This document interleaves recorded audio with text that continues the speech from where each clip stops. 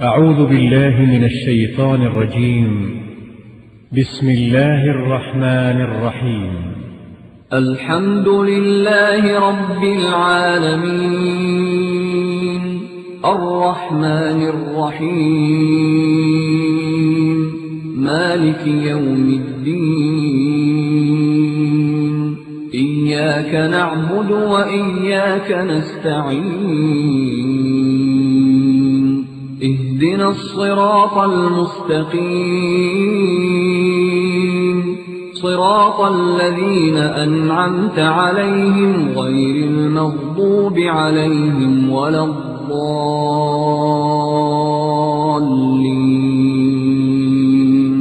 بسم الله الرحمن الرحيم. ألف لام ميم. ذلك الكتاب لا ريب فيه هدى للمتقين الذين يؤمنون بالغيب ويقيمون الصلاة ومما رزقناهم ينفقون.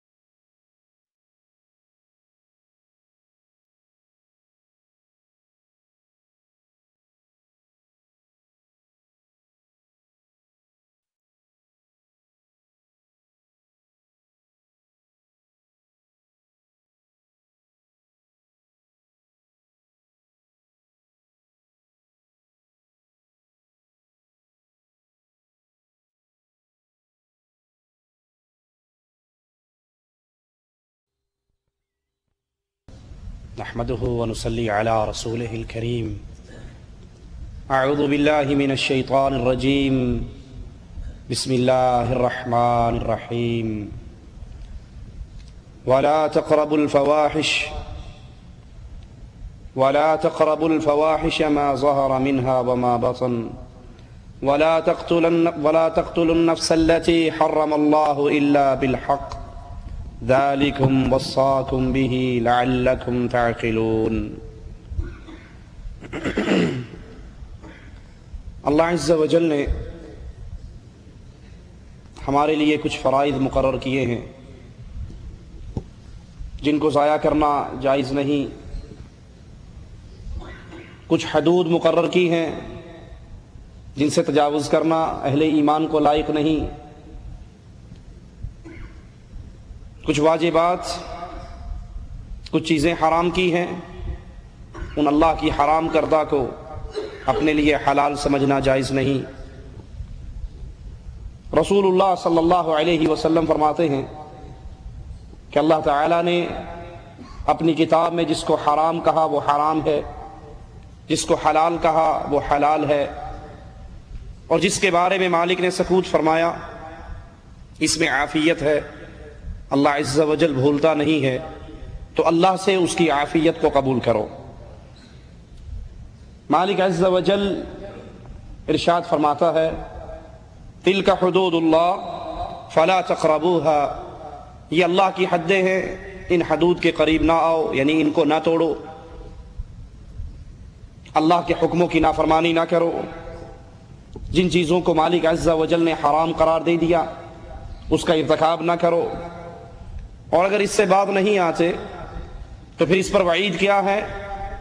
ارشاد باری تعالی ہے وَمَن يَعْصِ اللَّهَ وَرَسُولَهُ، جو اللہ اور اس کے رسول کی معصیت کرتا ہے، نافرمانی کرتا ہے، وَيَتَعَدَّ حُدُودَهُ، اس کی حدود کو توڑتا ہے، لانگتا ہے، يُدْخِلْهُ نَارًا، ایسے مجرم کو اللہ عز و جل جہنم کے اندر ڈالیں گے، آگ کے اندر ڈالیں گے، خالدن فیہا، جو ہمیشہ اس آگ کے اندر رہے گا، وَلَهُ عَذَابٌ مُّهِينٌ، اور اس کے لیے رسوا کر دینے والا، ذلیل کر دینے والا عذاب ہے۔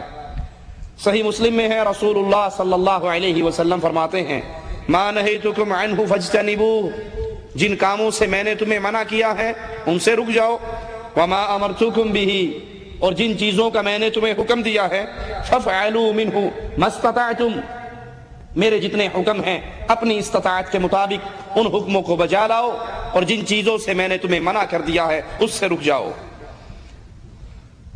آج اگر کسی کو کہا جائے کہ یہ چیزیں اللہ نے حرام کی ہیں، یہ جائز نہیں ہے، یہ ٹھیک نہیں ہے، تو کچھ لوگوں کی زبانوں سے یہ جملے سننے کو ملتے ہیں کہ تم نے تو ہر چیز کو یہ حرام قرار دے دیا، سگریٹ پیتا ہے تم کہتے ہو حرام ہے، نسوار کھاتا ہے تم کہتے ہو حرام ہے، بیڑی رکھتا ہے تم کہتے ہو حرام ہے۔ اللہ بڑا غفور رحیم ہے، یہ عام جملہ ہے۔ بجائے اپنے گناہوں پر توبہ تائب ہونے کے، بجائے اپنے گناہوں کو دیکھ کر اللہ کا ڈر پیدا کرنے کے، جواب کیا ملتا ہے کہ اللہ بڑا غفور رحیم ہے، اللہ بڑا رحمان و رحیم ہے، اللہ بڑا معاف کرنے والا ہے۔ اللہ غفور رحیم ہے، اس میں کوئی شک نہیں، اور یہ اللہ کی مہربانی ہے کہ اس نے حلال و حرام ہمارے سامنے واضح کر دیا ہے، کوئی چیز چھپی بھی نہیں۔ اللہ کے نبی نے آ کر قیامت تک آنے والی انسانیت کے لیے ہدایت کے راستے بیان کر دیے۔ یہ اللہ غفور ہے، یہ اللہ رحمان ہے، یہ اللہ رحیم ہے، جس نے اپنے بندوں کو جائز اور ناجائز، حلال اور حرام، ان باتوں کو خفیہ نہیں رہنے دیا۔ اب اگر اللہ کی طرف سے آئی ہوئی ہدایت کے باوجود ہم اس ہدایت کی راہ پر نہیں چلتے تو پھر یاد رکھیے کہ اللہ کی پکڑ بڑی شدید ہے۔ ہم اللہ کے عاجز بندے ہیں، ہم نے اللہ کے حکم کو مان کر اپنے سروں کو جھکانا ہے۔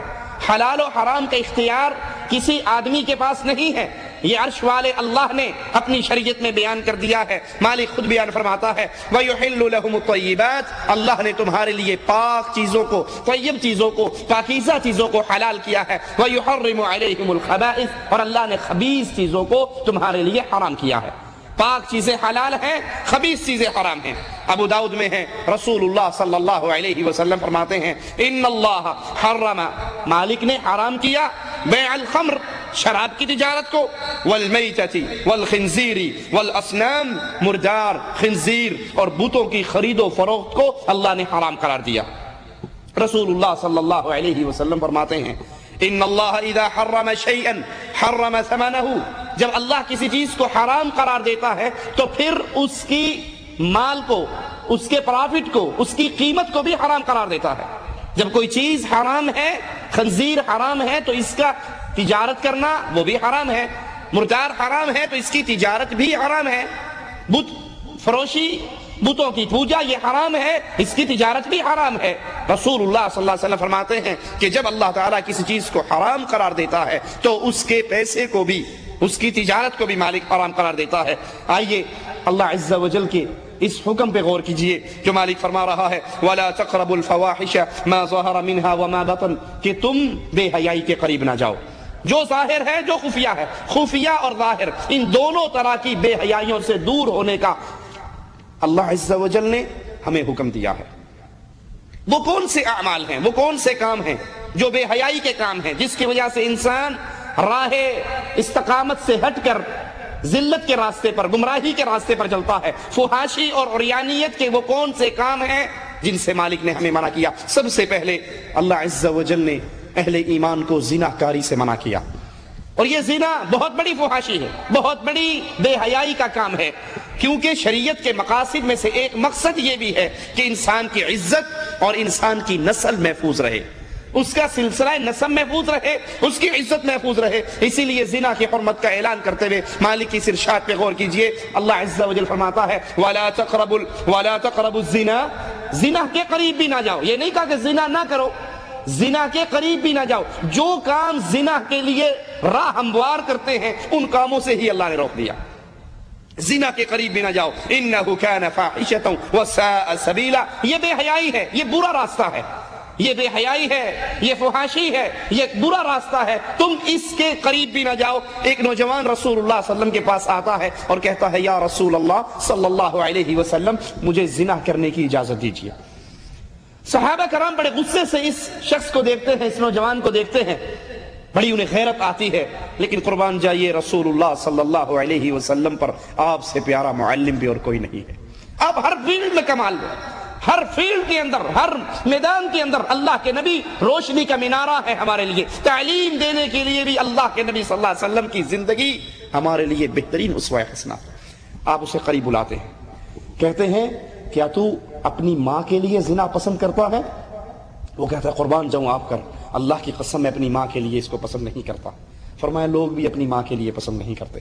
تو اپنی بیٹی کے لیے پسند کرتا ہے؟ کہا اللہ کی قسم آپ پر قربان جاؤں میں اپنی بیٹی کے لیے زنا کو پسند نہیں کرتا. فرمایا لوگ بھی اپنی بیٹیوں کے لیے پسند نہیں کرتے. کہا تو اپنی بہن کے لیے پسند کرتا ہے؟ کہنے لگا قربان جاؤں آپ پر اللہ کی قسم میں اپنی بہن کے لیے پسند نہیں کرتا. کہا کیا تو اپنی پھوپھی کے لیے پسند کرتا ہے؟ کہا قربان جاؤں اللہ کی قسم میں اس کے لیے پسند نہیں کرتا. فرمایا لوگ بھی اپنی بہن، اپنی بیٹی، اپنی پھوپھی، اپنی خالہ، اپنی ماں کے لیے اس عمل کو پسند نہیں کرتے. کیا معنی کہ تو جس سے بھی بدکاری کرے گا وہ کسی کی ماں ہو سکتی ہے، وہ کسی کی بہن ہو سکتی ہے، وہ کسی کی بیٹی ہو سکتی ہے، وہ کسی کی پھوپھی اور خالہ ہو سکتی ہے. جیسے تیری غیرت گوارا نہیں کرتی اس طرح لوگوں کی غیرت بھی گوارا نہیں کرتی. اللہ کے نبی نے اس کے سینے پر ہاتھ رکھا، پھر اللہ سے دعا کی اللہ اس کے سینے کو پاک کر دے، اس کی شرمگاہ کو محفوظ کر دے. اب جب یہ داخل ہو رہا ہے رسول اللہ صلی اللہ علیہ وسلم سے اجازت لینے کے لیے تو کہتا ہے اللہ کی قسم اس وقت مجھے سب سے زیادہ پیاری چیز زناکاری تھی، لیکن جب اللہ کے نبی کی مجلس سے اٹھا میرے نزدیک سب سے گندی چیز زنا تھا.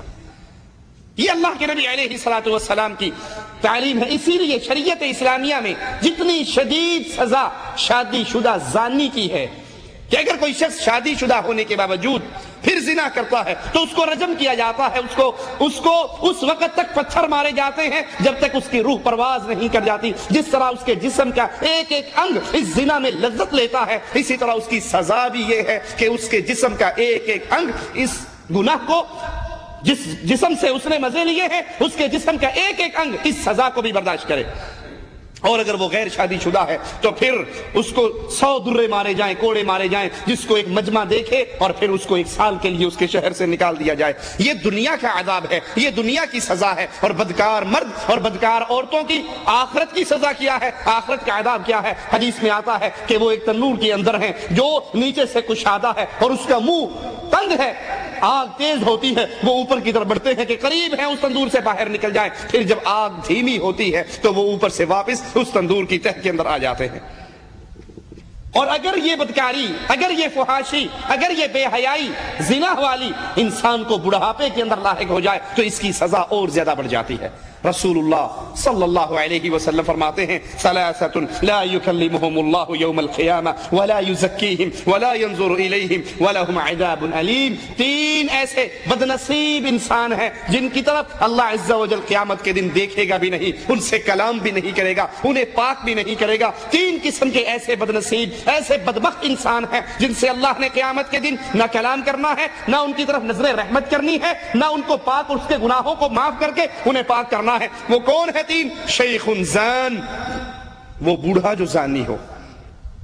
زنا جوانی میں ہو گیا، یہ بھی گناہ ہے لیکن جوان ہے، غلطی کر بیٹھتا ہے، مالک عز و جل اس کو معاف کر دیتا ہے، یہ توبہ کر لیتا ہے. لیکن اگر یہ بدکاری وہ بڑھاپے کے اندر کرتا ہے تو پھر اس کی سزا یہ ہے اللہ اس کی طرف نظر رحمت نہیں کرے گا. شیخ زان وملک کذاب، بادشاہ ہو کر جھوٹ بولے، بوڑھا ہو کر زنا کرے، بادشاہ ہو کر جھوٹ بولے، وعائل مستکبر، اور فقیر ہو کے غرور کرے. 3 چیزیں. بوڑھا ہے لیکن پھر بھی زناکار ہے، بادشاہ ہے پھر بھی جھوٹ بولتا ہے. عام آدمی تو کسی سے ڈر کے جھوٹ بول دیتا ہے، کسی لالچ میں آ کے جھوٹ بول دیتا ہے. بادشاہ کو کس کا ڈر ہے؟ بادشاہ کس کی لالچ میں آئے گا؟ وہ تو خود بادشاہ ہے. لیکن اگر بادشاہ ہو کے جھوٹ بولے یہ اللہ کے نزدیک بدترین عذاب کا مستحق ہے، اس کو پاک نہیں کیا جائے گا. اور پھر فقیر ہو کے تکبر کرے. آپ آدمی، مالدار آدمی تکبر کرتا ہے، ایک فقیر ہے اس کے پلے میں بھی کچھ نہیں لیکن پھر بھی وہ اکڑتا ہے، پھر بھی تکبر کرتا ہے. یہ 3 ایسے لوگ ہیں. اسی طرح بدترین کمائی زانیہ کی کمائی ہے. بدترین کمائی زانیہ کی کمائی ہے جو اپنی شرمگاہ سے کماتی ہے. اور آدھی رات کے وقت حدیث کے مطابق جب آسمان کے دروازے کھل جاتے ہیں یہ بدکار عورت جو اپنی شرمگاہ کی کمائی کھاتی ہے، یہ زانیہ اس وقت بھی دعا کی قبولیت سے محروم رہتی ہے. جس وقت عام اعلان ہوتا ہے کوئی مانگنے والا مانگ لے، کوئی سوال کرنے والا سوال کر لے، کوئی بیماری سے شفا مانگتا ہے وہ مانگ لے، تو تمہارا اللہ آسمان دنیا پہ نزول کر چکا ہے جیسے اس کی شان کو لائق ہے. اتنا بڑا اعلان. لیکن یہ بدکار عورت اس وقت بھی دعا کی قبولیت سے محروم رہتی ہے۔ زنا سے بچانے کے لیے مالک عز و جل نے پردے کے احکامات نازل فرمائے، پردے کو فرض قرار دیا، عورت کو گھر کے اندر 4 دیواری میں رہنے کا حکم دیا، مجبوری کے علاوہ گھر سے باہر نہ نکلے۔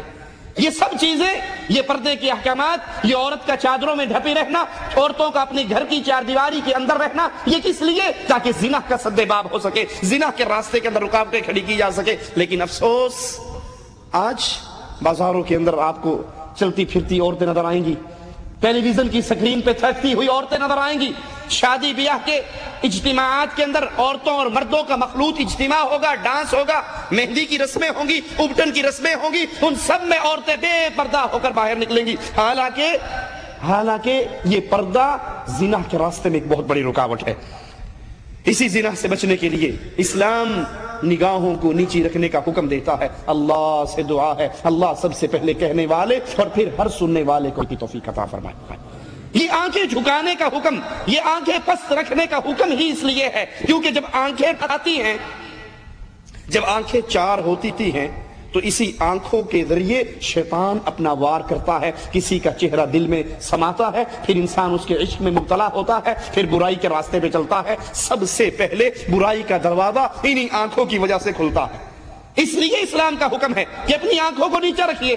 لیکن عجیب ہیں وہ لوگ جنہوں نے فتوے ہی جاری کر دیے، ٹیلی ویژن پر آ کر دھڑلے سے اعلان کرتے ہیں چہرے کا پردہ ہی نہیں ہے۔ ارے جب چہرے کا پردہ نہیں تو کیا پیروں کا پردہ ہے؟ اسی چہرے سے تو ٹکراؤ ہوتا ہے، یہی آنکھیں تو ملتی ہیں، یہی سے تو مسکراہٹوں کا تبادلہ ہوتا ہے، یہی سے تو بے حیائی اور بدمعاشی کے راستے کھلتے ہیں۔ اسلام کا حکم کیا ہے کہ آپ اپنی نگاہوں کو نیچی رکھیں، نہ کہ اسی لیے اللہ کے نبی نے حضرت علی سے کہا اگر پہلی تیری نظر پڑ جائے تو اپنی نظر کو دوبارہ جھکا لو، اگر دوبارہ نظر ڈالو گے تو یہ اس کا تم سے حساب لیا جائے گا۔ اچانک نظر پڑ جائے تو آنکھیں پھیر لو، اگر چہرے کا پردہ ہی نہیں ہے تو آنکھیں نیچے رکھنے کا کیا مطلب؟ اسلام نے غیر محرم عورت کے ساتھ تنہائی کے اندر بیٹھنے کو منع کیا ہے تاکہ زنا کے راستے، بے حیائی کے راستے، بدمعاشی اور بدکاری کے راستے بند ہو جائے۔ کوئی مرد بھی، کوئی اہل ایمان کسی غیر عورت کے ساتھ، غیر عورت سے مراد جس سے اس کا نکاح ہو سکے، نا محرم عورت جس سے بھی اس کا نکاح ہو سکے، اس کے ساتھ خلوت جائز نہیں، تنہائی جائز نہیں۔ اللہ کا نبی، اللہ کا دین، اللہ کی شریعت اہل ایمان کو منع کر رہی ہے تنہائی میں کسی کے ساتھ نہ بیٹھو۔ لیکن ہم کیا کہتے ہیں؟ جی مولوی صاحب آپ تو ویسے ہی سختی کرتے ہیں، بھابی تو ماں جیسی ہوتی ہے نا، بھابی ماں ورگی ہوندی، بھابی کو کیڑی شاید پردہ ہے؟ بھابی سے کوئی پردہ نہیں۔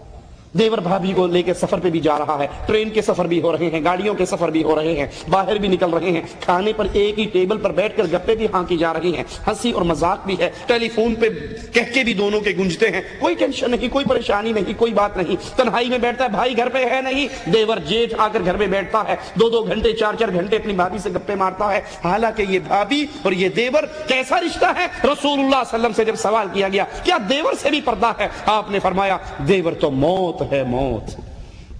شیطان جتنی جلدی بے حیائی کا دروازہ، فحاشی کا دروازہ اس دیور کے ذریعے اور دیور اور بھابھی کے درمیان کھولتا ہے، اتنی جلدی وہ غیر مرد کے ساتھ بدمعاشی کے سامان کو آسان نہیں کر سکتا۔ کیوں؟ کوئی غیر آدمی گھر میں آئے گا، گھر والی کے ساتھ باہر جائے گا، ہر کسی کو شک ہوگا یہ فلاں کے ساتھ کیوں جا رہا، اور اگر بھابھی دیور کے ساتھ جا رہی، اگر بھابھی رکھے۔ اشرف علی تھانوی صاحب اپنی کتاب ارواح ثلاثہ کے اندر اپنے پیر صاحب کا قصہ لکھتے ہیں کہ ایک عورت اپنی نوجوان لڑکی کو لے کر آئی اور کہنے لگی حضرت میرا سارا دھندا اسی چھوکری کی کمائی پر ہے اور یہ کافی دنوں سے بیمار ہے، اب گاہک نہیں آتے، کوئی اللہ اللہ کر دو میری چھوکری ٹھیک ہو جائے، دھندا چلتا رہے۔ تو پیر صاحب نے اس کو باقاعدہ، تھانوی صاحب کہتے ہیں یا دعا دی یا تعویذ دیا، بہرحال چھوکری بالکل ٹھیک ہو گئی۔ اب وہ عورت مٹھائی کا ٹوکرا لے کر حاضر ہوئی کہ جناب بڑی مہربانی، آپ نے ہمیں ہماری بیٹی کو تعویذ دیا، اس کو دعا دی، اس پہ دم کیا، میری چھوکری بالکل ٹھیک ہو گئی، گاہکوں کا آنا جانا پھر شروع ہو گیا، دھندا چل پڑا، یہ اس کے لیے شکرانے کے طور پر میں آپ کے لیے مٹھائی لے کر آئی ہوں۔ اور رسول اللہ صلی اللہ علیہ وسلم بدترین کمائی زانیہ کی کمائی کو قرار دے رہے ہیں۔ مولویوں نے اپنے پیٹ پوجا کے لیے، اپنے پیٹ کے دھندے کو چلانے کے لیے زانیہ عورتوں کو بھی اپنی کتابوں میں تعویذوں کے سرٹیفکیٹ دیے ہیں کہ وہ آ جائے تو تعویذ دے دو، کسی کا بھلا ہو جائے تمہارا کیا جاتا۔ یہ بدماشی ہے، یہ بے حیائی ہے، یہ بے غیرتی کے دروازے کھلتے ہیں۔ آئیے، آپ کا نہیں دل مانتا تو یہ ہمارے ہاتھ میں تذکرہ غوثیہ غوث علی شاہ قلندر قادری کتاب ہے، اس کا صفحہ نمبر 216 ہے۔ 216 پر اس بے حیائی کے دروازے کیسے کھولتے ہیں ذرا سنیے۔ کہا ایک روز ارشاد ہوا، شاہ جہان پور میں ایک خان صاحب تھے، ان کی بیوی نہایت حسینہ اور جمیلہ تھی۔ جب خان صاحب سفر میں ہوتے تو وہ بیوی خط پڑھنے پڑھانے کے لیے مولوی صاحب محلے کی مسجد کے امام صاحب کے پاس جاتی تھی۔ چنانچہ ایک بار وہ نیک بخت پردے کے پیچھے بیٹھی اور امام صاحب اس کے لیے خط لکھ رہے، اتنے میں اچانک تیز ہوا چلی، پردہ ہٹا تو پردہ ہٹتے ہی مولوی صاحب کی نظر اس پردہ نشین سے دوچار ہوگی، ہوش و حواس جاتے رہے۔ اس کے بعد عورت نے مضمون بتانا شروع کیا۔ مولوی صاحب تو اس کے عشق میں گرویدہ ہو گئے تھے، وہ لکھنا ہی بھول گئے۔ آخر وہ عورت سمجھ گئی کہ یہ حسن کے سورج کی تاب نہیں لا سکا اور عشق میں مبتلا ہو گیا، اس کو چھوڑ کے واپس آ گئی۔ اپنی کنیز کو اشارہ کیا کہ مولوی صاحب کو پکڑو اور مسجد میں پہنچا دو۔ کنیز ان کو مسجد میں چھوڑ آئی، لیکن اس مولوی کا آرام، وظیفہ، ہر چیز ختم ہو گئی۔ آخرکار راز بھی فاش ہو گیا کہ یہ مولوی صاحب خان صاحب کی بیوی کا عاشق ہو چکا ہے۔ مولوی صاحب کا احوال سنا خان صاحب نے تو انہیں بہت افسوس ہوا۔ ایک روز اپنی بیوی سے کہا، تم اچھا لباس پہنو، عمدہ زیور پہن کر آراستہ ہو جاؤ، مولوی صاحب کی آج دعوت ہے۔ عصر کے وقت اس دیوانے مولوی کو اپنے گھر میں بلایا، ان کے سامنے کھانا رکھا۔ مولوی صاحب کو تو وہی ایک ہی بات یاد تھی جو لڑکی نے پہلی دن کہا تھا، کیا لکھوں؟ تو بولتے تھے کیا لکھوں۔ اس وقت خان نے اپنی بیوی سے کہا، پردے سے باہر آ جاؤ۔ تو جوں ہی وہ پردے سے باہر ہوئی، دونوں کا آمنا سامنا ہوا، نگاہیں چار ہوئی تو دونوں بغل گیر ہوئے اور وہیں پہ فوت ہو گئے۔ یہ بدماشی کے ذریعے، یہ بے حیائی کے طریقے مولویوں نے اپنی کتابوں میں لکھا، اور اس کو پیروں کا ایک بڑا عظیم کہ یہ عشق جو ہے، یہ مجازی عشق خدا کے عشق کا ایک راستہ اور ایک ذریعہ ہے۔ ارے اسلام کے اندر شریعت محمدیہ کے اندر اس بیماری کا یہ علاج ہے کہ کوئی کسی کی بیوی پر عاشق ہو جائے تو اپنی بیوی اس کو پکڑا دے۔ اسلام نے تو اس تمام طرح کی بے حیائی اور بدکاری کے دروازوں کو بند کرنے کا حکم دیا ہے، جس کو مولویوں نے کبھی تعویذ گنڈوں کے لیے کھول لیا اور کبھی کس طرح کھولتے ہیں۔ کہتے ہیں ایک فقیر جس کا دل جلا ہوا تھا کسی شہر میں وارد ہوا، نان بائی کی دکان پر جو بادشاہی محل کے قریب تھی روٹی خریدنے گیا۔ اچانک شہزادی وہاں سے گزری، فقیر کی اس پہ نظر پڑی، شہزادی بڑی خوشی میں تھی، وہ انگوٹھا دکھا کر نکل گئی۔ فقیر بیچارہ اس کو دل دے بیٹھا، اور پھر جب ہوش آیا تو کیا دیکھتا ہے کہ محل کے نیچے بیٹھا ہے، رو رہا ہے اور اس کے عشق میں گرفتار ہے۔ اچانک بادشاہ کے کانوں تک یہ بات پہنچی تو پھر بادشاہ نے مشورہ دیا کہ اس کو قتل کروا دو۔ شہزادی نے جب یہ سنا تو رات کو جا کر اپنے عاشق زار کو بلایا اور پھر اس کے ساتھ گلے ملی اور دونوں کے دونوں مر گئے، وہیں پر ختم ہو گئے۔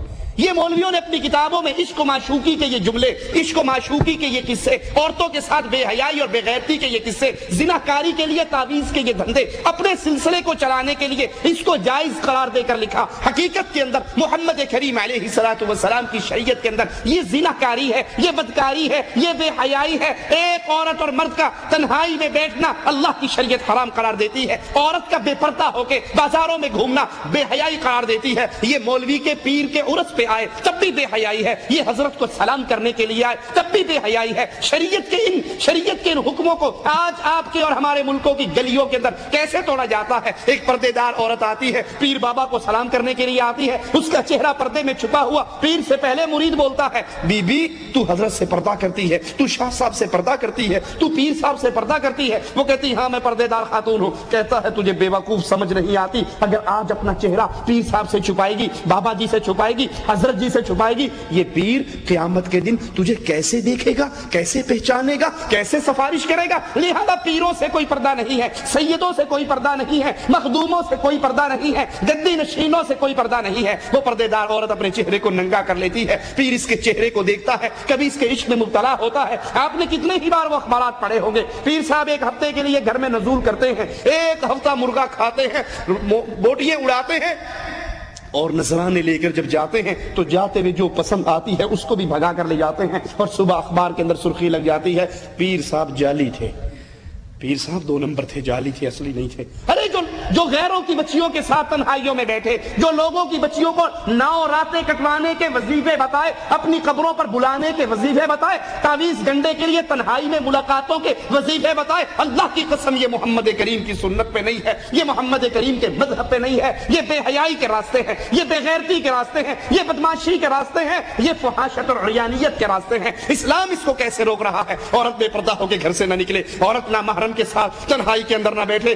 اسی طرح جس طرح اللہ نے زنا کو بند کر کے فحاشی کے ایک باب کو بند کیا ہے، اسی طرح قوم لوط کے عمل کو، لواطت کو بھی اللہ نے حرام کیا ہے۔ قوم لوط کا سب سے نمایاں جرم یہ تھا کہ وہ لوگ لڑکیوں کی بجائے، بیویوں کی بجائے، عورتوں کی بجائے اپنی خواہش مردوں سے پوری کرتے تھے۔ مالک عز و جل فرماتا ہے وَلُوطًا إِذْ قَالَ لِقَوْمِهِ إِنَّكُمْ لَتَأْتُونَ الْفَاحِشَةَ مَا سَبَقَكُمْ بِهَا مِنْ أَحَدٍ مِنَ الْعَالَمِينَ أَإِنَّكُمْ لَتَأْتُونَ الرِّجَالَ وَتَقْطَعُونَ السَّبِيلَ وَتَأْتُونَ فِي نَادِيكُمُ الْمُنكَرَ۔ لوط علیہ السلام کا بھی ذکر کرو جب انہوں نے اپنی قوم سے کہا تم اس بدکاری پر اتراتے ہو جسے تم سے پہلے دنیا بھر کے اندر کسی نے نہیں کیا، تم مردوں کے پاس آتے ہو اور تخلیق کے راستے کو بند کرتے ہو، عام مجلسوں کے اندر تم بے حیائی کا کام کرتے ہو۔ یہ جرم قوم لوط کا جرم تھا۔ اس کا آغاز قوم لوط سے ہوا کہ وہ اپنی خواہش ان لڑکوں سے پوری کرتے تھے جن کے چہرے پہ داڑھی نہیں ہوتی تھی، امرد لڑکے ہوتے تھے، ان کے ساتھ اپنا معاملات جسمانی جنسی پورا کرتے تھے۔ اللہ کی پیدا کردہ عورتیں اپنی بیویوں کو چھوڑ دیتے تھے۔ اس جرم کی وہ سنگینی کی وجہ سے اللہ نے اس قوم کو 4 ایسی اکٹھی سزائیں دی جو 4 سزائیں اس سے پہلے کسی قوم پہ یک لخت نازل نہیں ہوئی، اکٹھی نازل نہیں ہوئی، ایک ہی قوم پہ یہ چاروں جمع نہیں ہوئی۔ اور وہ کیا ہے؟ اللہ نے ان کی آنکھوں کو مٹا دیا، ان کی بستی کو بلند کیا۔ حدیث کے لفظ ہے آسمان کے فرشتوں نے ان کی بستی کے جانوروں کی آوازوں کو سنا، پھر ان کی بستی کو الٹ دیا، ان پہ نوکدار سخت پتھر برسا دیے، ان پر چیخ کا عذاب نازل کیا۔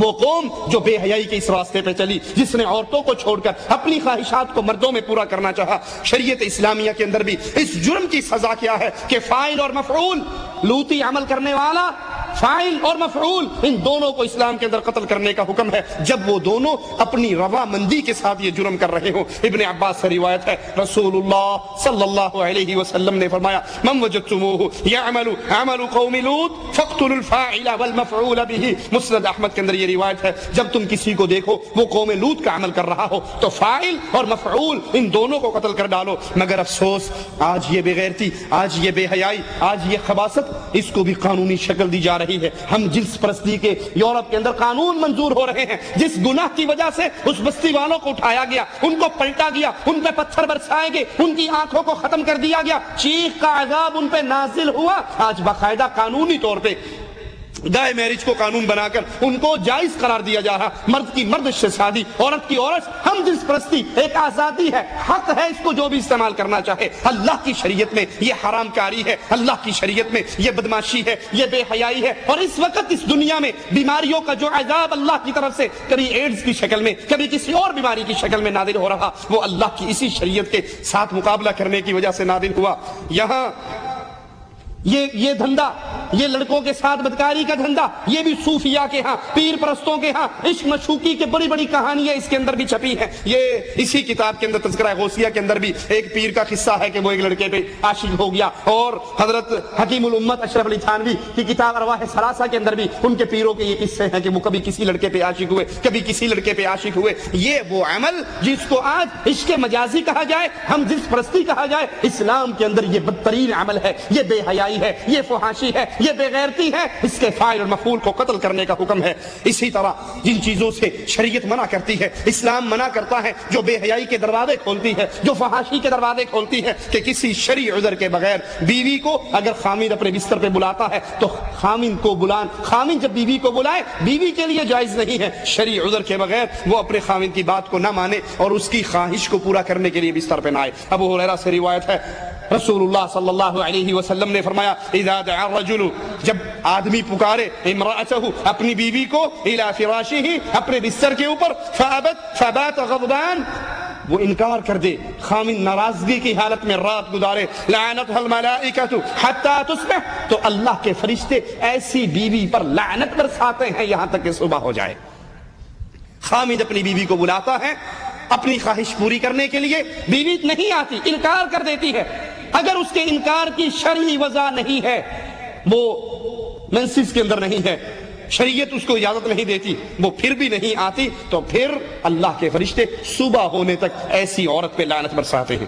ہمارے ہاں اللہ رحم فرمائے، میاں اور بیوی کا اختلاف ہو جائے، جھگڑا ہو جائے، تو اکثر بیوییں خاوندوں کو سزا دینے کے لیے اس حق سے محروم رکھتی ہیں، خاوندوں کو سزا دینے کے لیے کہ ٹھیک ہے میری اس سے ناراضگی ہے، اب یہ بلا رہا ہے، اس کی سزا یہ ہے، اس کو اپنے قریب نہ آنے دو۔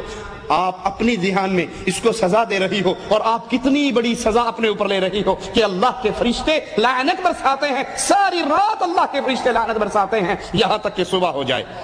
رسول اللہ صلی اللہ علیہ وسلم کا فرمان ہے، جب شوہر اپنی بیوی کو بستر کی طرف دعوت دے تو بیوی کو چاہیے وہ فوراً دعوت قبول کر لے، اگرچہ وہ اونٹ کے کجاوے کے اوپر ہی کیوں نہ بیٹھی ہو، وہ سفر کے لیے تیار ہے، اونٹ کے اوپر سواری کر رہی ہے، اگر خامد اس کو بلاتا ہے تو اس حال کے اندر بھی وہ اپنی اس کام کو چھوڑ کر آئے اور خامد کا حق ادا کرے۔ عورت کا اپنے شوہر سے بغیر کسی شرعی سبب کے طلاق مانگنا یہ بھی بے حیائی کا دروازہ کھولتا ہے۔ عورت کا خامد کے بستر پہ نہ آنا بے حیائی کا دروازہ کیسے کھولتا ہے کہ وہ کسی اور کی طرف متوجہ ہو سکتا ہے، وہ حرام کاری کی طرف جا سکتا ہے، وہ کسی اور کے اندر ملوث ہو سکتا ہے جب وہ بلائے اور بیوی نہ آئے، یہ اسلام اس کو اجازت نہیں دیتا۔ اسی طرح عورت بغیر سبب کے، بغیر شرعی سبب کے اپنے خامد سے بات بات پہ طلاق مانگے تو یہ اسلام کے اندر جائز نہیں ہے۔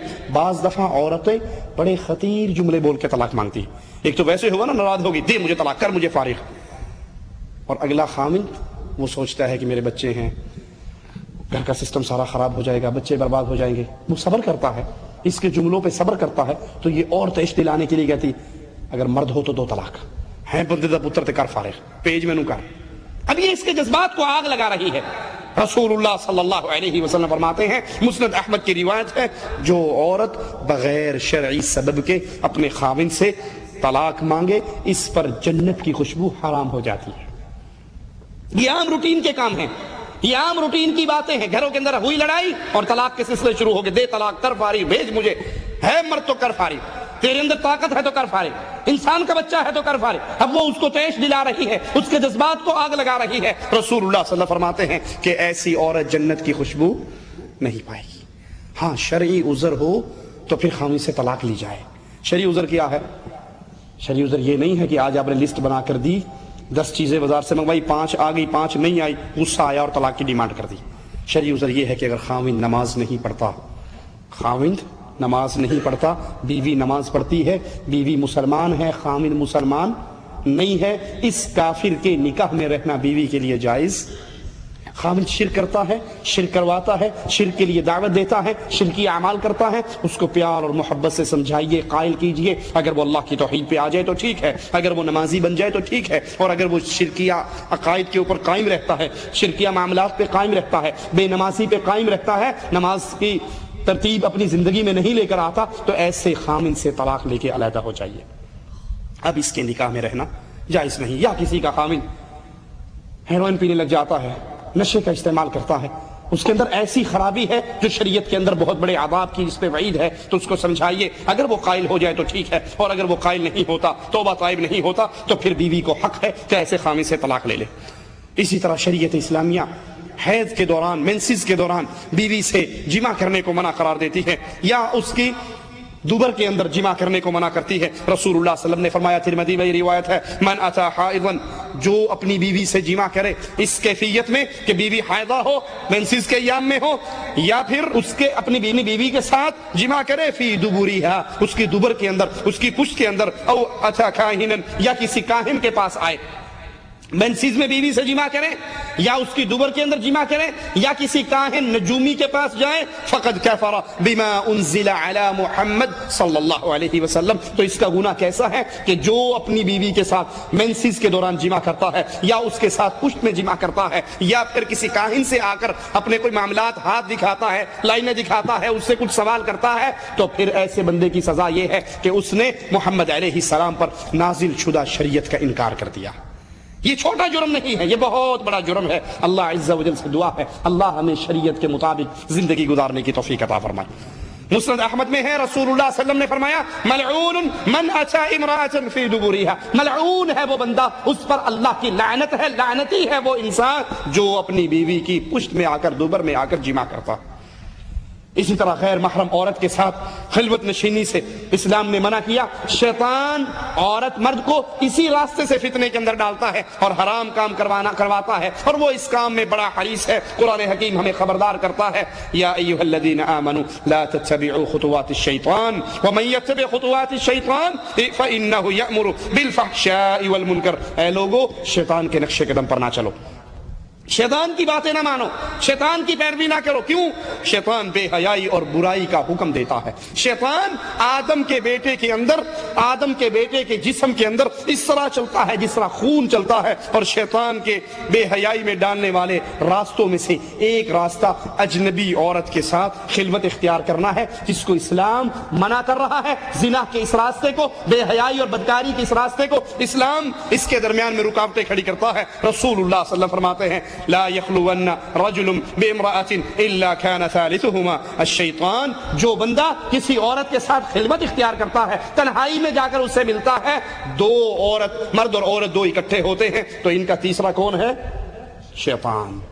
ان دونوں کے درمیان آگ لگانے کے لیے شیطان وہاں پر خود پہنچ جاتا ہے۔ عبداللہ ابن عمر سے روایت ہے، رسول اللہ صلی اللہ علیہ وسلم نے فرمایا، آج کے بعد کوئی شخص کسی ایسی عورت کے پاس نہ آئے جس کا شوہر گھر میں نہ ہو، الا یہ کہ اس کے ساتھ ایک یا دو آدمی ہوں۔ عورت کے لیے قطعاً جائز نہیں، وہ گاڑی کے اندر، وہ کمرے کے اندر، کسی جگہ پر، یا کپڑے والی دکان کے اندر وہ کسی غیر محرم آدمی کے ساتھ تنہائی میں بیٹھے۔ ہمارے ہاں اس کی کتنی شکلیں عام ہو چکی ہیں۔ کس طرح عورت گھر سے نکلتی ہے شاپنگ کرنے کے لیے، ایک تو وہ اپنے گھر سے نکلی تنہائی میں، شیطان اس کے پیچھے چل پڑا۔ اب اس نے چادر کی بھی ہے، منہ چھپایا ہوا ہے، جو ہی کپڑے والے کی دکان میں داخل ہوتی ہے، دکاندار اس کے ایک تار کے اوپر پردہ لٹکا ہوا پردہ کھینچ دیتا ہے، یہ عورت پردے کے پیچھے ہے، دکاندار ادھر سے جا کے پیچھے بیٹھ جاتا ہے، وہ اپنے چہرے کو ننگا کر لیتی ہے، اور یہ وہاں بیٹھ کے اپنے سوٹ خریدنے کے لیے ڈیلنگ کرتی ہے۔ یہ کتنے کا ہے؟ 500 کا۔ پہلے تو میں 400 کا لے گئی تھی، اب کیوں 500 کا ہے؟ اجی مہنگائی ہو گئی، وہ ڈیلنگ کر رہی ہے، مسکراہٹیں آپس میں تبدیل ہو رہی ہیں، باتیں ہو رہی ہیں، اور کرتے کراتے وہ 400 کا جو سوٹ ہے وہ 350 پونے 400 کا لے آتی ہے اور لا کے اپنے خامند کے منہ پہ مارتی ہے، پچھلی باری تو 500 کا لے آئے سی، ایک میں 450 کا لے آئی ہے، 125 روپیہ بچایا تیرا۔ لیکن بغیرتی کے اس کیفیت کو نہیں سمجھتی کہ اس 125 روپے کے پیچھے تو نے اپنا چہرہ ایک غیر مرد کو دکھایا ہے، تو تنہائی کے اندر اس کے ساتھ بیٹھی ہے، تو نے اس کے ساتھ لوچ کے اندر گفتگو کی ہے، نرم زبان میں گفتگو کی ہے۔ اس بغیرتی میں اگر سارا مال بھی ختم ہو جائے تب بھی یہ بغیرتی اس سے بہت بڑی ہے۔ عورت کا تنہائی کے اندر غیر مرد کے ساتھ بیٹھنا یہ فیشن ہے، ہمارے گھروں کا فیشن بن چکا ہے۔ اللہ ہمارے گھروں کو شیطانی حملوں سے بچائے۔ جوان لڑکی میٹرک میں ہے، ایف اے میں ہے، بی اے میں ہے، اس کا ٹیوٹر باہر سے چل کر آتا ہے اور اس لڑکی کو گھر میں آ کر انگلش کی ٹیوشن، فزکس کی، کیمسٹری کی بیٹھ کے پڑھاتا ہے۔ جس کمرے میں وہ ٹیوٹر اور وہ جوان بچی بیٹھی ہے، ماں باپ باہر لکھ دیتے ہیں اندر جانا منع ہے، ڈسٹرب نہ کرو۔ اس کے بہن بھائی پوچھیں ماما کیوں؟ آپ کی بہن پڑھ رہی ہے، اس کا قیمتی وقت ہے، 2000 روپے لے کر ٹیوٹر گھر میں آ کر پڑھا کر جاتا ہے، ان کو ڈسٹرب نہ کرو۔ اب یہ ٹیوٹر ٹیچر بن کے گھر میں آتا ہے اور داماد بن کے گھر سے نکل جاتا ہے۔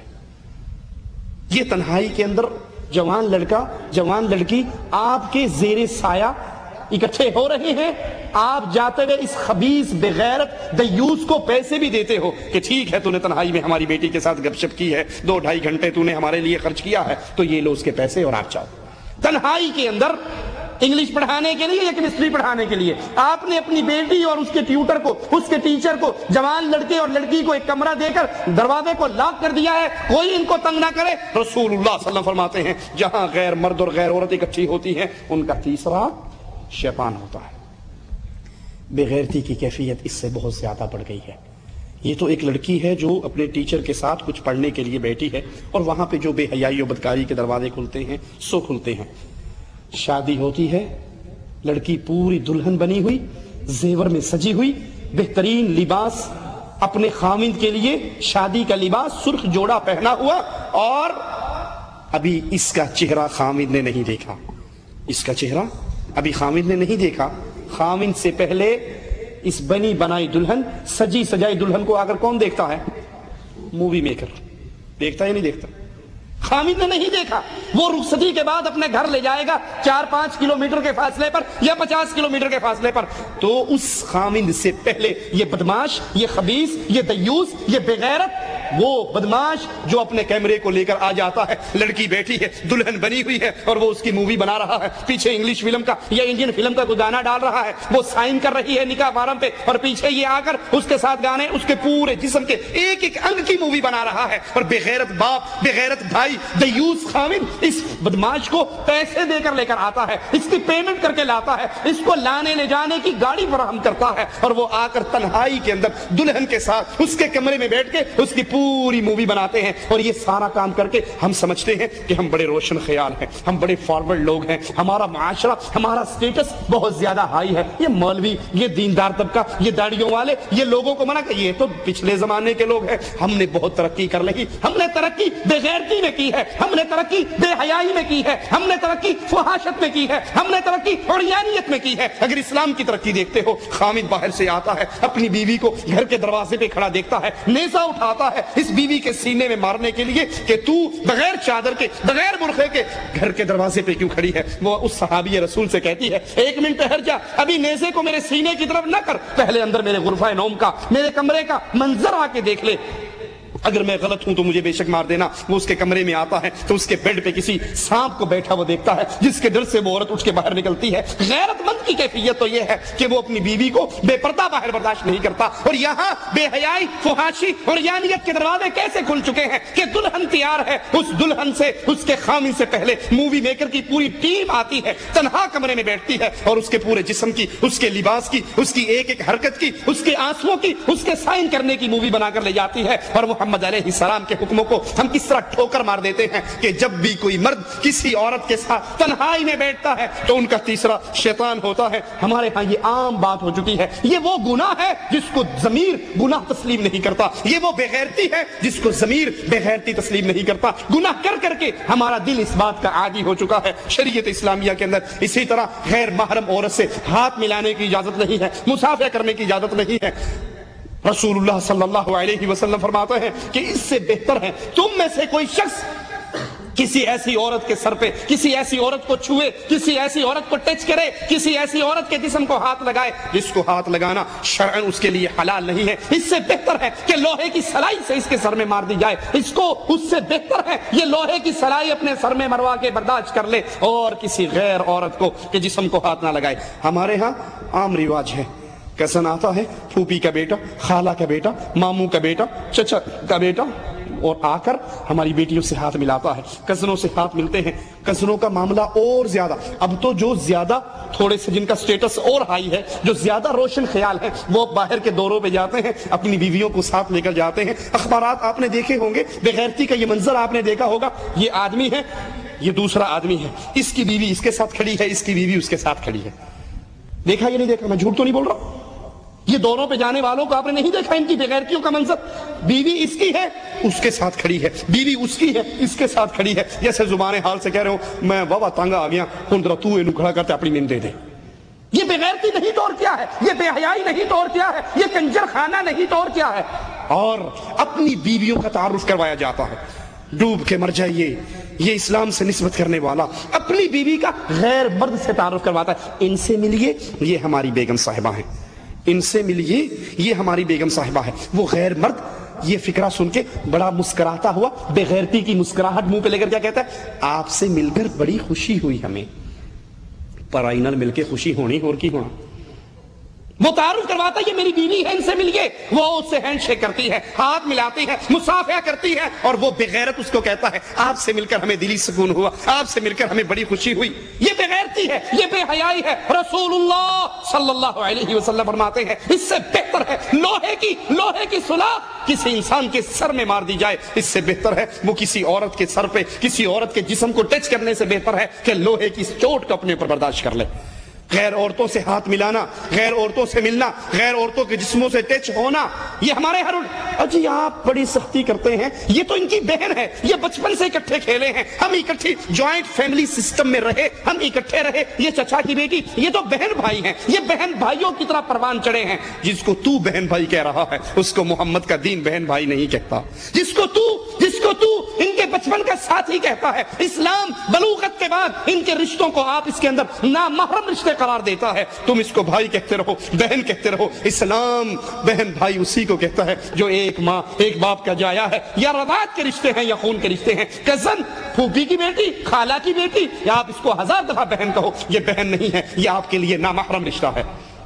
عورت کا خوشبو لگا کر غیر مردوں کے پاس سے گزرنا اسلام اس کو حرام قرار دیتا ہے، کیونکہ یہ بے غیرتی، بے حیائی، فحاشی کا دروازہ کھولتی ہے۔ مسند احمد میں ہے، رسول اللہ صلی اللہ علیہ وسلم نے فرمایا، یہاں پر تمام حدیثیں ہم آپ کو تمام باتیں امام الانبیاء، امام اعظم، قائد اعظم محمد کریم صلی اللہ علیہ وسلم کی سنا رہے۔ کہیں کوئی سننے والا یہ نہ کہے کہ آپ سختی کر رہے ہیں، آپ جذبات میں بول رہے ہیں، آپ تو ویسے ہی فتوے لگا رہے ہیں۔ میں نے یہ تمام مسئلے کسی مولوی کے فتوے سے نہیں سنائے، کسی شیخ کا فتویٰ ذکر نہیں کیا، یہاں پہ حدیث رسول ہے، حدیث محمد ہے صلی اللہ علیہ وسلم۔ اللہ کے نبی فرماتے ہیں جو عورت خوشبو لگائے اور پھر کسی قوم کے پاس سے گزرے، خوشبو لگائے پھر کسی قوم کے پاس سے گزرے اور اس کی خوشبو نامحرم مردوں تک پہنچے، نامحرم ناک اس عورت کی خوشبو کو سونگے، فتویٰ سنیے امام کائنات کا، امام اعظم کا، امام الانبیاء کا، محمد الرسول اللہ کا۔ اللہ کے نبی اس عورت کے بارے میں کیا کہہ رہے ہیں جو خوشبو لگا کے اپنے گھر سے نکلتی ہے،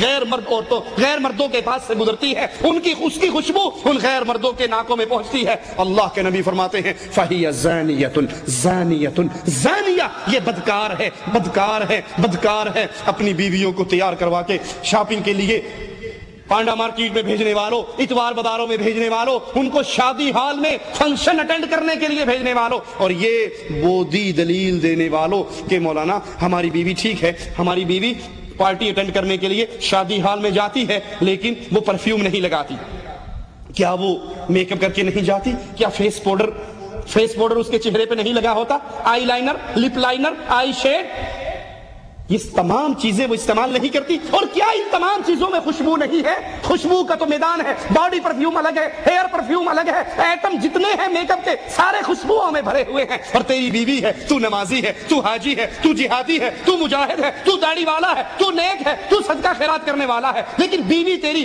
چوڑیاں پہن کر، زیور پہن کر، میک اپ کر کے شادی ہال میں جا رہی ہے، غیر مردوں کے پاس سے گزرتی ہے۔ ارے گزرتی ہی کہاں ہے، شادی ہال کے اندر کھانا سرو کرنے والے غیر مرد ہیں، بیرے آ کر ان کے سامنے کھانا رکھتے ہیں۔ دیوس اپنی بیوی کو غیر مردوں کے سامنے چھوڑ دیتا ہے، وہ اس سے ڈیمانڈ کرتی ہے، وہ سالن ختم ہونے پہ ٹرے لا کے اس کے سامنے رکھتا ہے۔ محمد رسول اللہ صلی اللہ علیہ وسلم فرماتے ہیں جو عورت خوشبو لگا کے گھر سے نکلتی ہے غیر محرم مردوں تک اس کی خوشبو پہنچتی ہے، فَهِيَ زَانِيَةٌ زَانِيَةٌ زانیہ، یہ بدکار ہے، بدکار ہے، بدکار ہے۔ اللہ کے لیے اپنے گھروں کو بدلو، اللہ کے لیے اپنی عورتوں کی اصلاح کرو۔ عورت کو خوشبو لگانا جائز ہے اپنے خامد کے لیے، وہ اپنے خامد کے لیے بنے، اس کا سارا زیور، اس کا سارا میک اپ، اس کے سارے بہترین کپڑے، اس کے بہترین لباس، اس سب چیزوں کا حقدار صرف اس کا خامد ہے۔ لیکن افسوس اس بغیرتی نے ہمارے گھروں کی کیفیت ہی بدل دی ہے۔ خامد کے لیے جب عورت گھر میں ہو، یہ بیچارہ تھکا ہارا ٹوٹا بھجا ہوا گھر آتا ہے، وہی وہ لہسن کی بو، چٹنی کی بو، ادرک کی بو، پیاز کی بو کچن کے اسی گندے مندے کپڑوں میں اس کے پاس آ جاتی ہے، جس کے لیے سب کچھ کرنا ہے۔ اور اگر یہ بیوی سے کہے آج آپ کی ڈنر پارٹی ہے فلاں فیملی کے گھر، اور یہ اطلاع اس کو آدھا گھنٹہ پہلا دے دے، وہ تیار ہوگی یا اس سے لڑائی کرے گی؟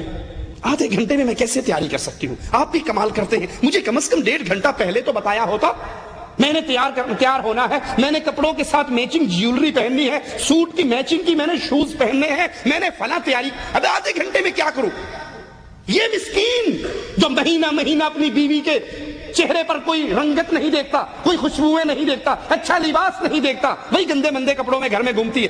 جب یہ پارٹی اٹینڈ کرنے کے لیے نکلتی ہے، تیار ہو کے گھر سے نکلتی ہے، بندہ بھی 4 دفعہ اس کو دیکھتا ہے، میرے والی ہے، کوئی اور تو نہیں آ گئی، یہ تبدیل تو نہیں ہوگی؟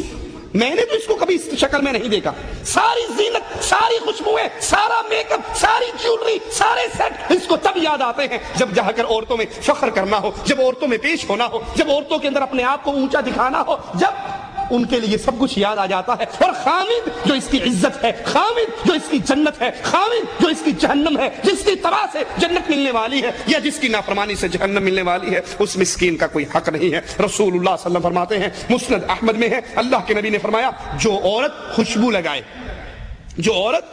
لگائے پھر مسجد میں جائے، اتوار بازار کی بات نہیں، پانڈا مارکیٹ کی بات نہیں، شادی ہال کی بات نہیں، فنکشن اٹینڈ کرنے کی بات نہیں، یہاں مسجد کی بات ہے، بیت اللہ کی بات ہے، اللہ کے گھر کی بات ہے۔ فرمایا جو عورت خوشبو لگائے مسجد میں جائے اس حال میں کہ اس کے جسم سے خوشبو آ رہی ہو، اس کی نماز قبول نہیں ہوتی۔ خوشبوئیں لگا کر غیروں کے گھروں میں جانے والیوں، خوشبو لگا کے شاپنگ کرنے والیوں، میک اپ کر کے شادی ہال میں جانے والیوں، محمد کریم کی بات، زیدی کی بات نہیں، سید صاحب کی بات نہیں، شاہ صاحب کی بات نہیں، مولوی شیخ کی بات نہیں، امام الانبیاء کی بات ہے، جس کا تم نے کلمہ پڑھا ہے، جس کا تم کلمہ پڑھ کے اسلام کے دائرے میں داخل ہوئی ہو۔ محمد کریم فرما رہے ہیں جو عورت خوشبو لگا کے مسجد میں جاتی ہے نماز پڑھنے کے لیے، اس کی نماز اس وقت تک قبول نہیں ہوتی جب تک وہ غسل جنابت کی طرح غسل نہ کر لے۔ جیسے فرضی غسل ہے، جنابت کا غسل ہے، اگر وہ جنابت کے غسل کی طرح غسل کرتی ہے پھر اس کی نماز قبول ہوتی ہے، اگر وہ غسل جنابت کی طرح غسل نہیں کرتی تو اس کی نماز قبول نہیں ہوتی۔ عورت کا محرم کے بغیر سفر کرنا جائز نہیں ہے۔ اسلام بے حیائی و فحاشی کے راستوں کو کیسے روک رہا ہے، بخاری و مسلم میں ہے، اللہ کے پیارے حبیب علیہ الصلوۃ والسلام نے فرمایا کوئی عورت سفر نہ کرے الا مع ذی محرم، سوائے اس کے کہ اس کے ساتھ کوئی محرم رشتہ دار ہو۔ سائل کھڑا ہو کر کہتا ہے یا رسول اللہ صلی اللہ علیہ وسلم، میں نے اپنا نام آپ کے ساتھ جہاد پہ جانے کے لیے غزوے میں لکھوایا ہے، اس حال میں کہ میری بیوی حج کے لیے جا رہی ہے، میں جہاد فی سبیل اللہ میں جا رہا ہوں، بیگم صاحبہ حج کرنے کے لیے جا رہی ہے۔ رسول کریم علیہ الصلوۃ والسلام اس کے جہاد کے سفر کو کینسل کرنے کا حکم دیتے ہوئے فرماتے ہیں جہاد کا ارادہ ختم کر دو، ترک کر دو، اپنی بیوی کے ساتھ جاؤ، اس کو حج کرا کر لاؤ۔ حج کا سفر کتنا مبارک سفر ہے، حج کا سفر کتنا عظیم سفر ہے، اس سفر کے اندر بھی عورت کا بغیر محرم کے حج پہ جانا جائز نہیں ہے، غیر محرم عورت کی طرف قصداً دیکھنا جائز نہیں ہے۔ قرآن حکیم میں مالک فرماتا ہے قل للمؤمنین، کہو اہل ایمان کو یغضوا من ابصارہم، اپنی آنکھوں کو جھکا کر رکھیں، اپنی آنکھوں کو نیچا رکھیں، ویحفظوا فروجہم، اپنی شرمگاہوں کی حفاظت کریں، ذالک ازکا لہم، یہ ان کے لیے زیادہ بہتر ہے، یہ ان کے لیے ان کی طہارت کے لیے ان کی پاکیزگی کے لیے بہتر ہے۔ ان اللہ خبیر بما یصنعون، اور اللہ جانتا ہے جو کچھ تم کرتے ہو۔ ہاں اگر کوئی شادی کرنے کا ارادہ رکھتا ہے تو اپنی منگیتر کو ایک نظر دیکھ سکتا ہے۔ اللہ کے نبی علیہ الصلوۃ والسلام نے اپنے ایک صحابی سے کہا اس کی شادی کی خبر سن کر کہ تو اپنی منگیتر کو ایک نظر دیکھ لے، ایک نظر دیکھ لے، یہ تیرے لیے تمہاری آئندہ زندگی کے لیے زیادہ بہتر ہے۔ اور یہ دلیل ہے کہ چہرے کا پردہ کرنا ضروری ہے۔ ایک نظر دیکھنا دلیل ہے کہ چہرے کا پردہ ہے۔ شریعت چہرہ چھپانے کا حکم دیتی ہے، کیوں؟ اگر چہرہ کھلا ہوتا، اگر چہرہ ننگا ہوتا تو ایک نظر دیکھنے کا کیا مطلب، وہ تو کہیں بھی اس کو دیکھ سکتا ہے۔ جو منگیتر کو حکم دیا گیا جاؤ ایک نظر اس کو دیکھو، اس کا مطلب ہے مومنہ عورت کا چہرہ چھپا ہوا رہتا ہے، ڈھکا ہوا رہتا ہے، وہ صرف اپنے منگیتر کے لیے ایک لمحے کے لیے اپنے چہرے کو ننگا کر کے اپنے منگیتر کو چہرہ دکھا سکتی ہے۔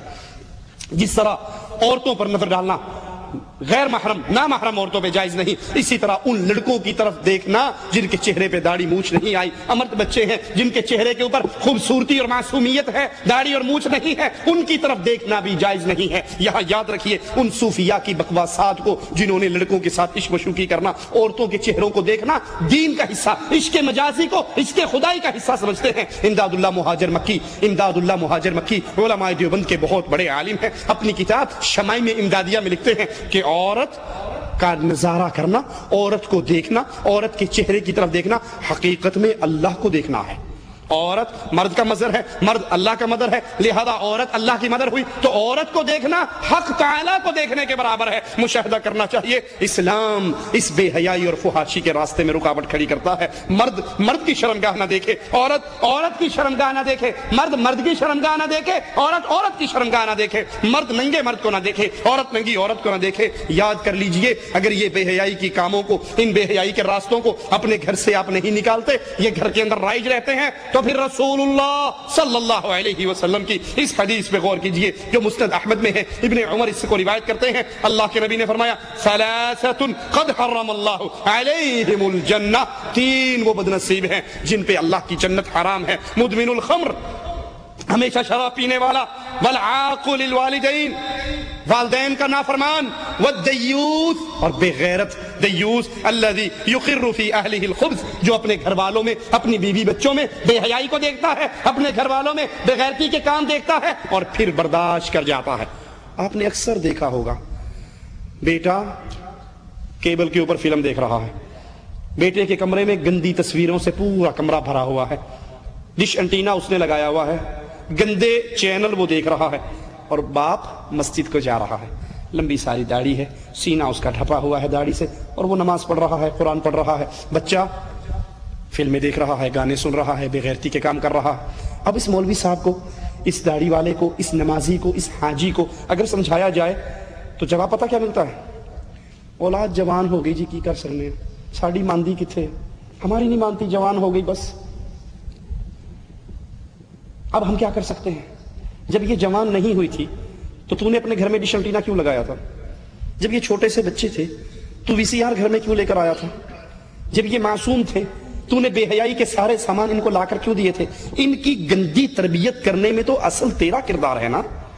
تو اپنی بیوی کے لاڈ اٹھاتے ہوئے سعودی عرب سے جاتا، بیگم صاحبہ فون کرتی، حاجی صاحب آنڈے ہو نا تے وڈا سارا لے آنا نہ بھولیا جے، یہ بھی وڈا سارا لے کے اتلے ہوندا، حاجی اللہ بخش، حاجی اللہ بخش صاحب یہ جو کچھ لے کے جا رہے ہو، ابھی تمہارا بچہ دودھ پیتا ہے، ابھی تمہارا بچہ معصوم ہے، جو کچھ اپنے گھر میں اپنی محترمہ کو لگوا کر دے رہے ہو، کل کو تمہارے بچے کو بے غیرت بنانے میں یہ بہت بڑا کردار ہوگا۔ اور یہاں پہ ایک اور بات بھی سمجھا دوں، کچھ لوگ دینی کیسٹیں، دینی CD اپنے گھروں میں لے جانے کے لیے، دکھانے کے لیے ٹیلی ویژن لے کر جاتے ہیں، CD پلیئر لے کر جاتے ہیں ان کو دکھانے کے لیے۔ اس شرط پہ آپ لے جا سکتے ہو، اس شرط پہ آپ لے جا سکتے ہو کہ جب چھٹی کاٹ کے آپ آؤ تو اس CD پلیئر کو، اس ٹیلی ویژن کو کسی محفوظ ٹھکانے پہ لگا کر آؤ، یا کسی ایسے ذمہ دار کو اس کی چابی دے کر آؤ جو آپ کے بیوی بچوں کو صرف دین کی سیڑھیاں، اسلام کی باتیں بتانے کے لیے۔ آپ تو وہاں دین کی سیڑھیوں کے لیے لے کر گئے، خود یہاں آگے پیچھے بدماش بازار سے جو مرضی لا کر دیکھتا رہے تو ثواب دارین کس کے کھاتے میں جائے گا؟ اس کی سیکورٹی کیجئے، اس کا کنٹرول کیجئے، یا دکھا کر اس کو پھر واپس لائیے۔ یہ چیزیں جس کے جو اپنے گھر میں یہ سب کچھ دیکھے اور پھر اس کو نہ روکے، یہ کہہ دے جی اولاد جوان ہوگی ہم کچھ کر نہیں سکتے۔ اچھا اس کو ایک اور مثال سے سمجھتے ہیں۔ آپ گھر میں آئے، بیٹے نے جوتی اٹھائی آپ کے سر میں ماری، دوسری جوتی اٹھائی ماں کے سر میں ماری۔ اب ماں باپ دونوں سر نیچے کر کے یہ کہیں گے نا جی جوان ہو گئے، مار لیا تو کیا کر سکتے ہیں، کوئی بات نہیں، یہی کہو گے؟ یا اس گھر کو چھوڑ دو گے؟ باپ کو مارا ہے، ماں کو مارا ہے، ماں کی چٹیا پھاڑی ہے، اس چھت کے نیچے یہ رہے گا یا میں رہوں گا؟ یہی کرتے ہیں نہیں کرتے؟ آپ کی بے عزتی کی جائے، آپ کی بیوی کی بے عزتی کی جائے، آپ کی ساری غیرت جاگ جاتی ہے، اور جب اللہ کے حکموں پر چھریے چلے تو پھر ہم بے غیرت بن جاتے ہیں۔ یہاں پر مجھے ذکر کرنے دیجئے اپنے شیخ، اپنے استاد سید بدی الدین شاہ راشدی رحمۃ اللہ علیہ کی اس زندگی کے اس کارنامے کو اپنی اولاد کو سمجھاتے ہیں جن کے اندر تھوڑے سے گناہ دیکھتے ہیں۔ کوئی فلم دیکھتا تھا، کوئی داڑھی کٹواتا تھا، کوئی سگریٹ پیتا تھا، ان کو سمجھایا، ایک بار نہیں بار بار سمجھایا۔ پھر سعید آباد کی مسجد میں ساری جماعت کو اکٹھا کر کے کہا کہ لوگوں، میرے ہاتھ سے سینکڑوں نہیں ہزاروں لوگ مسلمان ہوئے، راہ توحید پہ آئے، یہ میرے اپنے بچے ہیں، میں ان کو سمجھا کر تھک گیا ہوں، یہ باز نہیں آتے، قیامت کے دن تم اللہ کے دربار میں گواہی دینا یہ میرے گھر سے نہیں نکلتے۔ آج بدیع الدین ان کا گھر چھوڑ کر جا رہا ہے، اس چھت سے نکل گئے جس چھت میں اللہ کی دشمنی کرنے والے رہتے ہوں، حالانکہ وہ کفر اور شرک کرنے والے نہیں، چند گناہ کرنے والے تھے۔ شیخ نے اس گھر کو چھوڑ دیا، اس چھت کو چھوڑ دیا۔ آپ کی بے عزتی کی جائے، آپ کی بیوی کی بے عزتی کی جائے تو کیا اس چھت میں ان بچوں کے ساتھ رہو گے؟ یہ جواب دے کر اپنے دل کو تسلی نہ دو کہ اولاد جوان ہوگی۔ اگر یہ اللہ کی شریعت کے خلاف چلتے ہیں تو پھر صدیق کے عقیدے کو، صدیق کی غیرت کو اپنے دل میں پیدا کیجئے، جو بیٹے سے کہتی ہے بیٹا خوش قسمت ہے کہ تو میری تلوار کے نیچے ایک مرتبہ نہیں آیا، اور ایک مرتبہ بھی آ جاتا میں تیری گردن کاٹتے ہوئے کبھی نہ سوچتا کہ یہ ابو بکر کا بیٹا ہے، میں صرف یہی سوچتا یہ محمد کا دشمن ہے صلی اللہ علیہ وسلم۔ آج کے دور میں دیوس کو پہچاننا ہو کہ بے غیرت اور دیوس کون ہے، جس کے بارے میں نبی فرما رہے ہیں جنت میں نہیں جائے گا، تو وہ ہے جس کی بیوی، جس کی بیٹی، جس کی بہن بے پردہ گھر سے نکلتی ہے، غیر مردوں کے ساتھ گپیں ہانکتی ہے، کمرے میں تنہائی میں بیٹھ کے ٹیوٹر کے ساتھ بیٹھتی ہے، بے پردہ ڈرائیور کے ساتھ باہر نکلتی ہے، یہ شادی ہال میں جاتی ہے، یہ گپ شپ مارتی ہے، اس کو کوئی روکنے والا نہیں، تو یاد کر لیجئے یہ دیوس ہے۔ شراب پینا اسلام میں حرام قرار دیا گیا ہے، یہ بے حیائی اور فحاشی کا ایک دروازہ ہے۔ مالک فرماتا ہے انما الخمر والمیسر والانصاب والازلام رجس من عمل الشیطان فاجتنبوه لعلکم تفلحون، یقیناً شراب، جوا، غیر اللہ کے دربار، تیروں کے ذریعے قسمت آزمائی، یہ پلید اور شیطانی عمل ہے، اس سے بچ جاؤ تاکہ تم فلاح پا جاؤ۔ شراب سے بچنے کا حکم دینا شراب کی حرمت کی بہت بڑی دلیل ہے۔ اللہ نے شراب کو انصاب کے ساتھ ملایا جو کفار کے الہ و بت تھے۔ حدیث میں آتا ہے رسول اللہ صلی اللہ علیہ وسلم فرماتے ہیں، حضرت جابر سے روایت ہے، اللہ کے نبی نے فرمایا جو شخص شراب نشہ آور چیز استعمال کرے، شراب استعمال کرے، تو پھر اللہ اس کو طینۃ الخبال پلائے گا۔ لوگوں نے پوچھا یہ کیا ہے؟ صحیح مسلم کی روایت ہے، تو رسول اللہ صلی اللہ علیہ وسلم نے فرمایا جہنمیوں کا پسینہ یا جہنمیوں کا نچوڑ۔ ابن عباس سے روایت ہے، اللہ کے نبی فرماتے ہیں من مات مدمن خمر لقی اللہ وهو كعابد وثن، جو اس حال میں مرا کہ ہمیشہ کا شرابی ہو، مستقل شراب نوش ہو، یہ اللہ کو اس حال میں ملے گا جیسے وہ بتوں کا پجاری ہے، بتوں کی پجاری کی کیفیت میں اٹھایا جائے گا۔ آج ہمارے دور میں شراب کے نام بدل گئے ہیں، مختلف ناموں سے تبدیل کر کے اس کو پیا جا رہا ہے، اور اللہ کے نبی کی حدیث پوری آ رہی ہے جو مسند احمد میں ہے۔ آپ نے فرمایا میری امت کے کچھ لوگ شراب پیئیں گے، اس کا نام بدل دیں گے، نام کوئی اور رکھیں گے۔ صحیح مسلم میں ہے، اللہ کے نبی نے فرمایا ہر نشہ آور خمر ہے، کل مسکر خمر وکل مسکر حرام، ہر نشہ آور خمر ہے اور ہر نشہ آور حرام چیز ہے، بس ہر وہ چیز جو عقل پہ اثر انداز ہو، نشہ طاری کرے، اس کی تھوڑی مقدار ہو تب بھی حرام ہے، اس کی زیادہ مقدار ہو تب بھی حرام ہے۔ جس نے ایک بار شراب پی 40 دن کی نماز قبول نہیں ہوگی، اگر اسی حال میں مر گیا تو جہنم میں داخل ہوگا۔ اگر توبہ کر لے اللہ اس کی توبہ قبول کرے گا، اگر اس نے پھر شراب پی اور نشہ کیا تو پھر اس کی 40 دن کی نماز قبول نہیں ہوگی۔ اسی حال میں توبہ سے پہلے مر گیا تو جہنم میں جائے گا، توبہ کر لے تو اللہ قبول کر لے گا۔ تیسری بار شراب پی تو اس کو اللہ عز و جل اس کی 40 دن کی نمازیں قبول نہیں کرے گا، اسی حال میں مر جائے تو جہنم میں جائے گا۔ توبہ کر لے تو اللہ توبہ قبول کرے گا۔ اگر پھر یہ شراب پیتا ہے تو پھر اللہ پر حق ہے کہ اللہ عز و جل اس کو رضغۃ الخبال پلائے۔ لوگوں نے پوچھا یہ کیا ہے؟ تو آپ نے فرمایا یہ جہنمیوں کا نچوڑ ہے، اس شرابی کو وہ پلایا جائے گا۔ اسی طرح گانا بجانا، موسیقی سننا، یہ سب بے حیائی اور بے غیرتی کے کام ہیں، بدمعاشی کے ذرائع ہیں، ان سے رسول اللہ صلی اللہ علیہ وسلم نے اور اللہ کی شریعت نے منع کیا۔ قرآن حکیم کی آیت پہ غور کیجئے، وَمِنَ النَّاسِ مَن يَشْتَرِي لَهْوَ الْحَدِيثِ لِيُضِلَّ عَن سَبِيلِ اللَّهِ، اور کئی لوگ کھیل تماشے کا سامان خریدتے ہیں تاکہ اللہ کی راہ سے بہکائیں۔ ابن مسعود فرماتے ہیں، قسم اٹھا کر کہتے ہیں کہ اس آیت میں لہو الحدیث سے مراد گانا بجانا ہے۔ صحیح بخاری میں ہے، رسول اللہ صلی اللہ علیہ وسلم نے فرمایا میری امت میں ایسے لوگ پیدا ہوں گے جو زنا، ریشم، شراب، میوزک، موسیقی کو حلال ٹھہرائیں گے۔ آج اداکار فلموں کے اندر مولویوں کے روپ میں آ کے فتوے دیتے ہیں کہ گانا سننا جائز ہے۔ ارے تمہیں کیا پتا، گانا تو روح کی غذا ہے، روح کو سکون نہیں ملتا گانے کے بغیر، گانا سنے بغیر نیند نہیں آتی۔ میں کہتا ہوں آپ کی بات اللہ کی قسم سچی ہے، گانا روح کی غذا ہے۔ روحیں دو طرح کی ہیں، ایک جنت میں جانے والی، ایک جہنم میں جانے والی۔ ایک خبیث روح ہے، ایک پاک روح ہے۔ پاک روح کی غذا اللہ کا قرآن ہے، خبیث روح کی غذا گانا ہے۔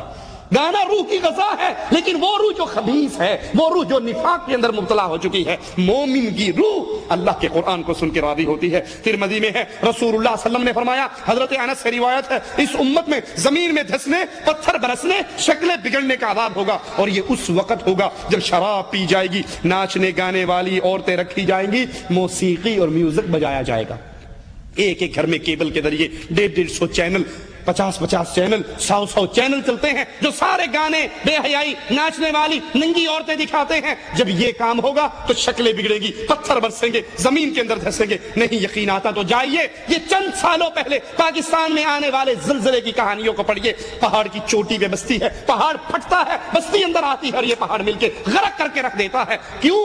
یہ بدماشی اور بے حیائی، بے غیرتی جب بڑھتی ہے تو پھر اللہ امتوں کو سمجھانے کے لیے عذاب کے اندر مبتلا کرتا ہے۔ جس میں گناہگار مارا جائے تو وہ اپنے کیے کی سزا پاتا ہے، اور اگر مومن مواحد پایا جاتا ہے تو اس کے درجات کی بلندی ہوگی اسی حال کے اندر۔ اب افسوس، صورتحال اتنی خطرناک، جس موسیقی کی وجہ سے آسمان سے عذاب اترتا ہے، اس موسیقی سے اللہ کے گھر بھی محفوظ نہیں رہے۔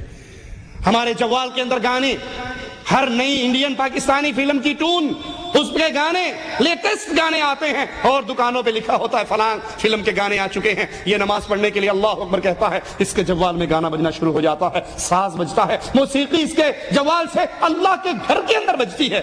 اگر یہی کام کوئی ہندو کرے، یہی کام کوئی عیسائی کرے، مسجد کے اندر آ کر گانے بجائے، تم اس کو زندہ جانے دو گے؟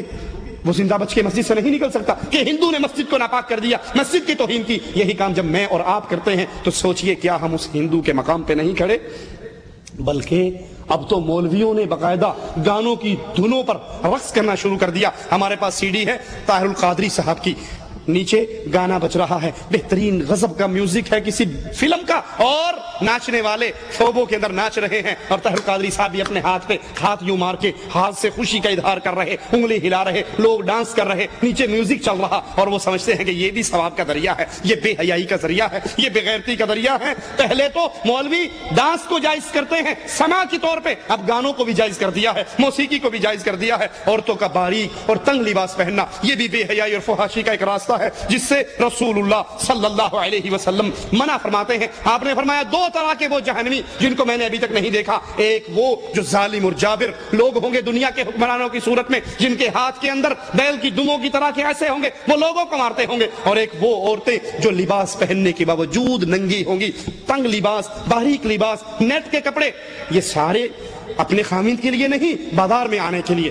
لون کا سوٹ ہے، کاٹن کا سوٹ ہے، اور اتنا ٹائٹ چوڑی دار پجامہ پہن کے لڑکی باہر نکل رہی جس کو دیکھ کے دور سے لگتا ہے یہ سڑک پہ کسی نے 11 لکھ دی ہیں، بالکل ایسے جیسے ٹانگ کے ساتھ رکھ کر سلائی چلائی ہوئی ہے، مشین چلائی ہوئی ہے۔ اس کو پہننے کے لیے بھی 2 بندے چاہیے، اتارنے کے لیے بھی 2 بندے چاہیے، اتنا ٹائٹ پجامہ، وہ بھی لون کا، وہ بھی کاٹن کا، وہ بھی نیٹ کا، جس سے جسم نظر آتا ہے۔ رسول اللہ کی حدیث سنیے، آپ نے فرمایا یہ عورتیں کون سی ہیں جن کو میں نے ابھی تک نہیں دیکھا، وہ کپڑے پہننے کے باوجود ننگی ہوں گی، اپنی طرف مائل کرنے والی، مائل ہونے والی، ان کے سر ایسے ہوں گے جیسی لمبی گردن والی اونٹنیوں کی، ایک طرف ڈھکی ہوئی ایک طرف مائل ہوئی کوہانے ہوتی ہیں۔ وہ عورتیں جنت میں داخل نہ ہوں گی، جنت کی خوشبو نہ پائیں گی، حالانکہ جنت کی خوشبو اتنے فاصلے سے آئے گی۔ افسوس گھروں میں لگے ہوئے ڈش انٹینے نے، گھروں میں لگے ہوئے انٹرنیٹ نے، گھروں میں گندی سیڈیوں نے، فلمی اداکاراؤں کی تصویروں نے ہماری بچیوں کو برباد کر کے رکھ دیا۔ وہ بچیاں جن کے لیے آئیڈیل کبھی فاطمہ ہوا کرتی تھی، کبھی عائشہ ہوا کرتی تھی، کبھی خدیجہ ہوا کرتی تھی، آج ان کے لیے آئیڈیل فلمی اداکار، انڈیا کے اداکار اور پاکستان کے اداکار ہیں۔ ان کا لباس، ان کا ڈریس، ان کی ثقافت ہمارے گھروں کے اندر غالب ہے۔ اللہ سے دعا ہے اللہ ہمارے گھروں کو محمدی گھر بنائے، اللہ ہماری بچیوں کو نبی کی بچیوں کی، نبی کی بیٹیوں کی، نبی کی بیویوں کی سیرت پہ چلنے کی توفیق عطا فرمائے، ہمارے گھر کو محمدی گھر بنائے، یہاں سے شیطان کی حکومت ختم ہو، رحمان کی حکومت غالب ہو۔ اقول قولی ھذا واستغفر اللہ لی ولکم ولسائر المسلمین فاستغفروہ انہ هو الغفور الرحیم۔